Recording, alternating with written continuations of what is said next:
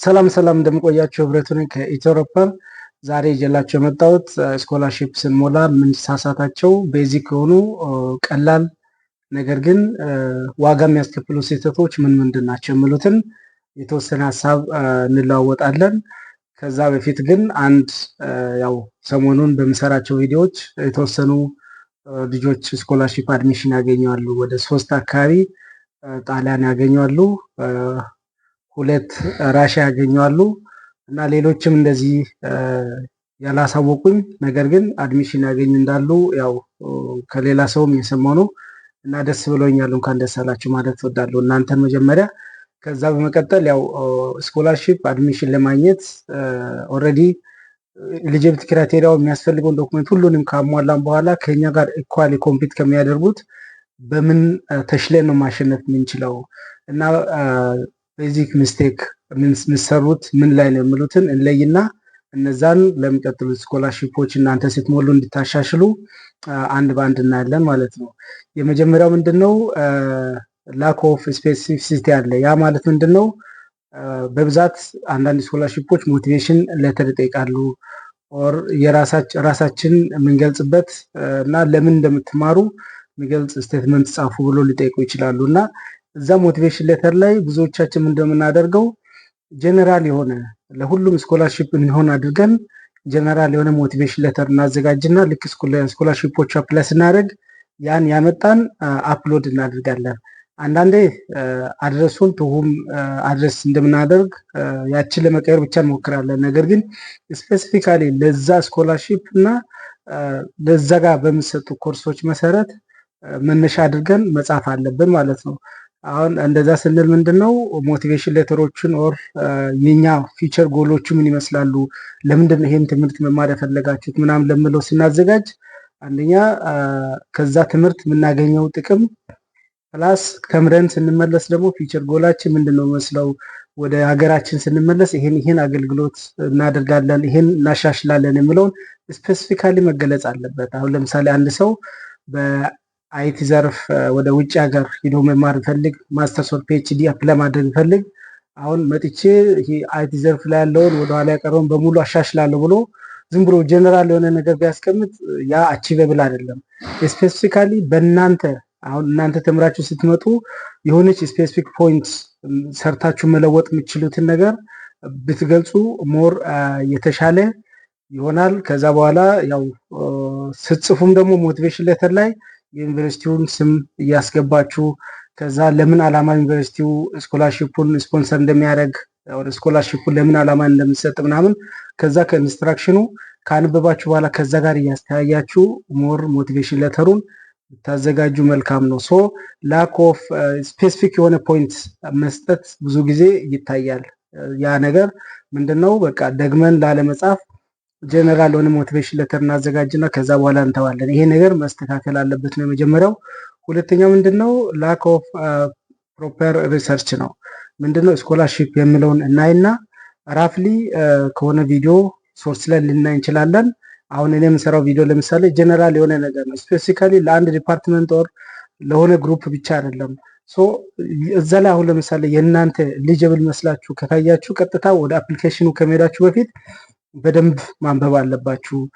ሊንኩን ትከፍቱና ለምሳሌ ስኮላርሺፑ ምንም በተመለከተ ነው፣ ምን ኮርሶች ናቸው የሚሰጡት፣ የፕሮፌሰሮቹን ፕሮፋይል ክሮስ ቼክ ታደርጋላችሁ፣ ምን ኤሪያ ላይ ነው ስፔሻላይዝ ያደረጉት ምናምን እነዚህ ነገሮችን በደንብ ክሮስ ቼክ ታደርጉና እናንተ ስትጽፉ በተለይ ሞቲቬሽን ሌተርን በሉት ፕሮፖዛልን በሉት እነዛን ነገር ስታዘጋጁ ስፔሲፊካሊ ለነዛ ነገሮች ታርጌትድ የሆነ መሆን አለበት ማለት ነው። ሶ ያን ነገር እንደዛ ለማድረግ በደንብ ሰርች ማድረግ ስኮላርሺፕ አሁን ለምሳሌ አንድ ሰው ለምሳሌ ዩኒቨርሲቲ ኦፍ ፓርማ አፕላይ ማድረግ ይፈልግ ወር ዩኒቨርሲቲ ኦፍ ፓለርሞ አፕላይ ማድረግ ይፈልግ እዛ ላይ የራሱ ፊልድ እንዳለ ካወቀ ለዛ ፊልድ ላይ ስፔሲፊካሊ የሆነ ፕሮግራም ላይ ነው አፕላይ የሚያደርገው የሆነ ኮርስ ላይ ነው። ሶ ያን ኮርስ በደንብ ጠቅሶ የኮርስ ኮንቴንቶቹ ኦር ያን ኮርስ የሚሰጡ የተለያዩ ፕሮፌሰሮች ሊኖሩ ይችላሉ።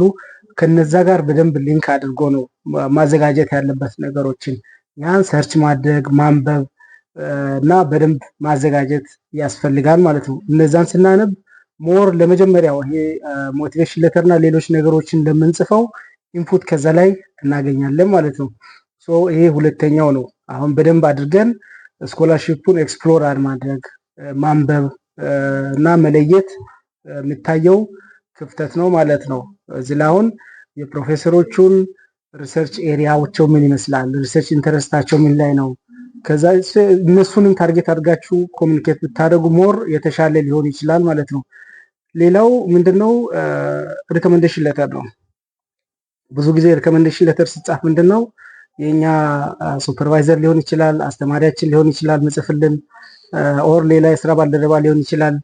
እነዛ ሰዎች ሲጽፉ ጀነራል የሆነ ለሳምበዴ የጻፉት ላይ ስም ብቻ ቀይረውን በብዛት የሚሰጡትና እነዛ ነገሮች ጀነራል የሆኑ ነገሮች ናቸው። አሁን ለምሳሌ ሲምፕሊ በቃ እንትን ላይ አካዳሚካሊ ጎበዝ ነው ብቻ ብሎ ቢያልፍ አካዳሚካሊ ጉድ ነው ምናምን ብሎ ከሚያልፍ እዛ ከስኮላርሺፑ ጋር አያይዞ እነሱ የሚፈልጉት ምን አይነት እንትን ነው ምን አይነት አቢሊቲ ነው የሚለውን ክሮስ ቼክ ተደርጎ የሚጻፍ ቢሆን ሞር መልካም ነው። ይሄ አሁን በእናንተ እጅ ያለ ሳይሆን ሪኮሜንዴሽን ሌተር በምታጽፉበት ጊዜ ነው። አንዳንዴ ሪኮሜንዴሽን ሌተር የተጻፈውን አፕሎድ አድርጉ ሊሉ ይችላሉ። አንዳንዴ ደግሞ ሊንክ ይሰጥና በዛው ሪኮሜንዴሽን ሌተር የሚሞላው ሰው በደንብ እንዲሞላ ይደረጋል። ሶ አሁን ሞር ሊንክ ሲሰጥ ምንድነው እናንተ በደንብ ታነቡና እንዴት አድርጎ መሙላት እንዳለበት ዳይሬክሽን ቢሰጡ ሞር የተሻለ ነው። አንዳንዴ የምታጽፉ ከሆነ ደግሞ ምንድነው ጀነራል የሆነ በቃ ፕሮብለም ሶልቭ ያደርጋል ኦር የሆነ አካዳሚካሊ ጎበዝ ነው ምናምን የሚለው ብቻ ጀነራል መግለጫ ሳይሆን ስፔሲፊካሊ እናንተን እንደዚህ አይነት ፕሮብለም ቢሰጥ እንደዚህ ሶልቭ ያደርጋል፣ ይሄ ሊደርሺፕ ስኪሉ እንደዚህ ነው ምናምን ተብሎ ዘርዘር ተደርጎ ቢገለጽ ሞር የተሻለ ነው። ለእንደዚህ አይነት ነገሮች ደግሞ ከሪፈረንስ ከምጽፉት ይልቅ እናንተ በደንብ ማዘጋጀት ትችላላችሁ። ይሄን ነገር በደንብ ካስት አድርጋችሁ ካስተማይዝ አድርጋችሁ ለነሱ ለሪፈረንስ ለሚያዘጋጁት መስጠትም ትችላላችሁ የምትቀራረቡ ከሆነ ነው። ካልሆነ ግን ያው ትልቅ ሰው ከሆነ ጀነራል የሆነ ነገር ነው የምሰጠው። ይሄም አንዱ መለያ ነው ማለት ነው። እነዚህ ነገሮች ምንድናቸው? ኦልሞስት ለምሳሌ ለስኮላርሺፑ የሚሰጠው ለ5 ሰው ሆኖ 40 ሰው ለዛ ነገር ኤሊጂብል ነው። ሁሉንም አሟልቶ 40 ሰው ቢገኝ ለመለየት የግድ እነዚህ ስቴፖችን ይሄዳሉ። አሁን ሞቲቬሽን ሌተሩ ምን ይመስላል? ተመልሶ አገሩን ማገልገል ይፈልጋል። ከዚህ በፊት ያለው ኤክስፒሪየንስ ምን ይመስላል? ከዛ በደንብ ሰርች አድርጓለሁ ከኛ ፕሮግራም ጋር አላይን አድርጓለሁ። ለምሳሌ አንድ ፕሮግራሙ ላይ በሲቪል ኢንጂነሪንግ ነው ማጥናት እንፈልገው ብሎ አንድ ሰው ለፒኤችዲ ኦር ለማስተርስ አፕላይ ቢያደርግ ሲቪል ኢንጂነሪንግ ውስጥ ወደ 8-9 እና ከዛ በላይ የሆኑ ስትሪሞች አሉ። ዲፕ አሁን ማስተርስ ስንሄድ ከማስተርስ ወደ ፒኤችዲ እየተጠጋን ስንሄድ ስፔሲፊካሊ ሪሰርች ኤሪያዎች የተለዩ በጣም የተዘረዘረ ነው የሚሄደው። ሶ በሲቪል ኢንጂነሪንግ ብቻ ከማለት ይልቅ አሁን ወደ ስትራክቸር ከስትራክቸር ማው ለምሳሌ ፋየር ኢንጂነሪንግ እዛ የሚሰጥ ከሆነ ኦር ኤርዝኩዌክ ኢንጂነሪንግ ኦር ስትራክቸር ዳይናሚክስ ኦር ኢንቫይሮንሜንታል ኢንጂነሪንግ ሆኖ ደግሞ ስፔሲፊካሊ ኤር ፖሊሽን ላይ ኦር ሳምቲንግ የተለየ ሲኦቱ የተለየ ነገር ላይ ከሆነ እነዛን ጠቅሶ በደንብ መጻፍ አለበት ማለት ነው። ይሄን ለሳምፕል ነው ያነሳሁት። በእናንተ ፊልድም እንደዛው ስትሪሞቹ በጣም ሰፋ ያሉ ሊሆኑ ስለሚችሉ ያን ተከትሎ ነው መጻፍ ያለበት። ይሄ ሪኮሜንዴሽን ሌተሩን በዛ ወይ ነው መጻፍ ያለበት የሚለውን ነገር በደንብ መያዝ አለበት። ሌላው ደግሞ ምንድነው አንደኛ ይሄ ስንሞላ ራሽ እናደርጋለን። አራተኛ ላይ ማስቀመጥ እንችላለን። ይሄ ምንድነው ከእጃችን ይውጣ አይነት ነገር የሆነ አልሸጥ ያለ እቃ ኦር ምናምን ዝም ብለን ከእጃችን እንደወጣ እንደምናደርገው ስኮላርሺፑን በቃ ሞልቼ ጨረስኩ ሞላው ለማለት ያክል ብቻ ሳይሆን ራሽ አድርገን መሙላት ሳይሆን ያንዳንዱን ያነበብን በደንብ መሙላት አለብን። ዶክመንቶቹ በደንብ ስካንድ መሆን አለባቸው። ፕላጃሪዝም አሁን የሆነ ሰው አፕላይ አድርጎ አድሚሽን የሆነ ቦታ ላይ ካገኘ ራሱን ኮፒ አድርገን የራሳችን ሞቲቬሽን ሌተር ማድረግ ያለብን ምንድነው ማድረግ ያለብን? ራሳችን ስቴዲ ፕላን የራሳችን የሆነ ነገር ማዘጋጀት አለብን።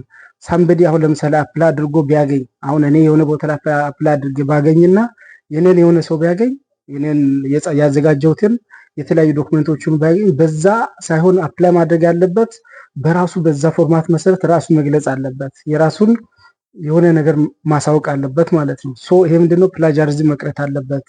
ፕላጃሪዝም ስንል አንድ ሰው ለምሳሌ ጣሊያን የሆነ ዩኒቨርሲቲ ላይ አድሚሽን ኦር ራሽያ ኦር ሌላ ሀገር አድሚሽን ካገኘና ተመሳሳይ የሆነውን ዶክመንት ብታገኙ ያን ኮፒ አድርጋችሁ ፔስት ሳይሆን ያን መነሻ አድርጋችሁ በራሳችሁ መጻፍ አለባችሁ ማለት ነው። ሶ ይሄ አንዱ እና ዋናው ወደኋላም የሚያስቀር ነገር ነው። ለሆነ ዩኒቨርሲቲ ጥሩ የሆነ ነገር ለሆነ ዩኒቨርሲቲ ላይሆን ይችላል።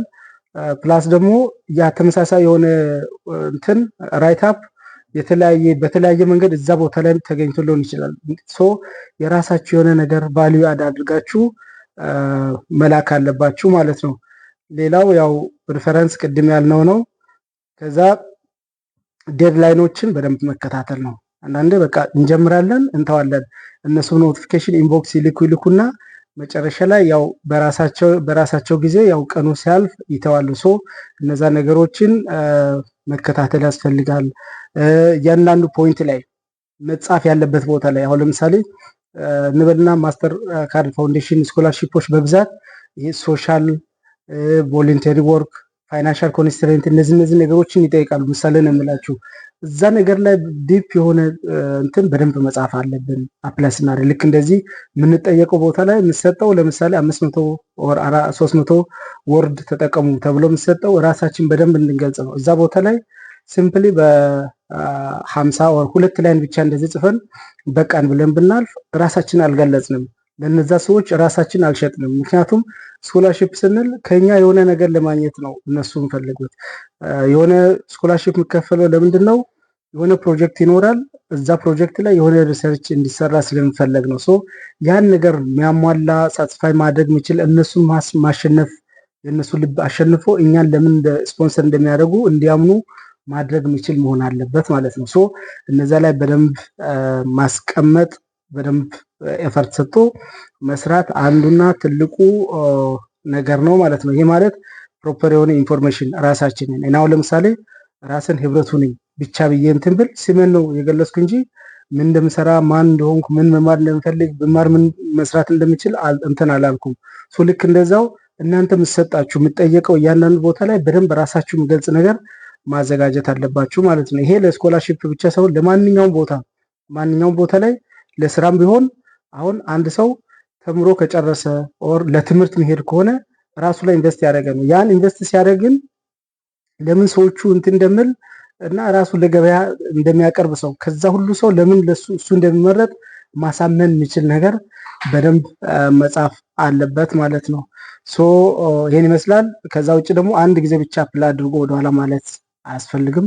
2-3 ቦታ እና የተለያዩ ቦታ አንዴም 2ም 3ም 4ም ደጋግሞ መሞከር በጣም የተሻለ ነው እና ያው ለዛሬ ይሄን ይመስላል። እናንተም ደጋግማችሁ ሞክሩ። ስኮላርሺፕ አንድ ጊዜ ብቻ እንትን የሚል አይደለም። ስኮላርሺፕ ብቻ ሳይሆን የስራ ኦፖርቹኒቲዎችም አሉ። ፈልጉ።